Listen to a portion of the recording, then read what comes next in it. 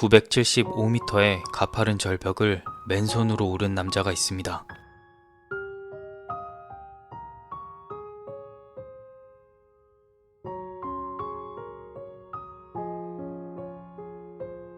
영상의 주인공인 알렉스 호널드는 프리솔로 등반가입니다. 프리솔로 등반은 손가락에 묻힐 초크와 암벽화 외엔 어떤 안전장비도 없이 맨몸으로 등반하는 생명을 담보로 한 스포츠입니다.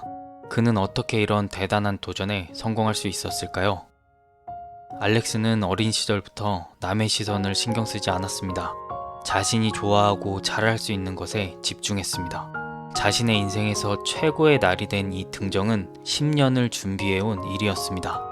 10년을 준비하다 보니 정작 당일에는 공원을 걷듯 편안한 마음이었다고 말합니다. 긴 세월 동안 연습과 실전을 반복하면서 쌓아온 경험이 마침내 성공의 결과를 안겨주었습니다. 신경과학자들은 두려움을 모르는 알렉스의 뇌에 문제가 있으리라 판단했고 그의 뇌를 연구하였습니다. 연구원들은 알렉스의 뇌 중 공포에 대한 학습과 기억을 담당하는 편도체가 일반 사람보다 상대적으로 무감각하다는 것을 발견하였습니다. 한마디로 그의 뇌는 프리솔로 등반에 매우 익숙하고 그로 인한 자극에 적응되어 있다는 것이었습니다. 그래서 일반 사람들에게는 위험과 공포로 다가오는 것들이 그에게는 완벽하게 평범한 상황이 되는 것입니다.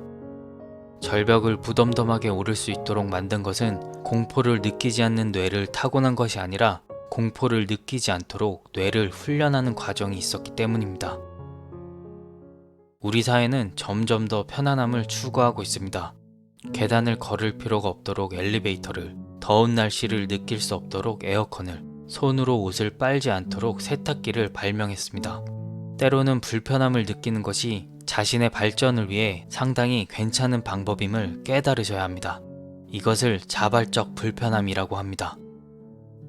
한 가지 예를 들어보겠습니다. 여기 세모씨와 네모씨가 있습니다. 세모씨는 겨울에 빙어 낚시를 하러 호수 위에 있었습니다. 하지만 운이 나쁘게도 얼음이 깨져서 호수에 빠지고 말았습니다. 세모씨는 당황했고 심장은 미칠 듯이 뛰며 목숨을 걸고 빠져나오기 위해 안간힘을 썼습니다. 하지만 네모씨는 어떤 목표를 위해 겨울 호수에 들어가는 훈련을 하고 있었습니다. 차디찬 물속으로 들어가는 것이 불편할 수도 있지만 훈련이 지속될수록 적어도 마음은 진정시킬 수 있습니다.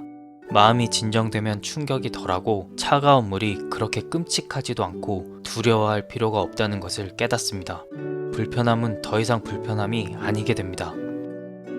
세모씨가 겪은 끔찍한 상황을 네모씨는 스스로 통제할 수 있습니다. 마치 모든 사람이 두려워하지만 알렉스가 맨손으로 절벽을 오르는 것처럼 말이죠.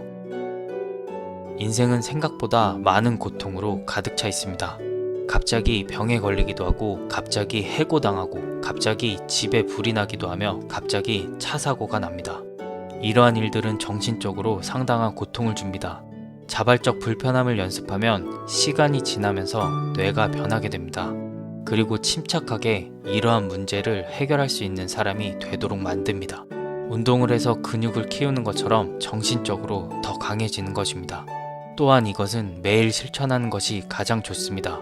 뜨거운 물 샤워 대신 찬물 샤워를 합니다. 차를 운전하는 대신 걸어가기로 합니다. 옷을 사면서 할인을 요청합니다. 수업 중 질문을 하기 위해 손을 듭니다.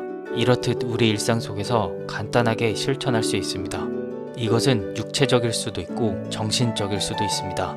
어떤 위험과 장애에도 굴하지 않고 묵묵히 목표를 향해 나아가는 알렉스의 모습에서 그 어떤 책이나 강연보다 삶에 대한 성찰의 기회를 발견할 수 있었습니다.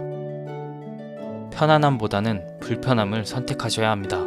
이것은 자신의 잠재력을 탐색하고 한 인간으로서 조금씩 성장할 수 있게 해줄 것입니다. 우리가 못할 것은 아무것도 없습니다.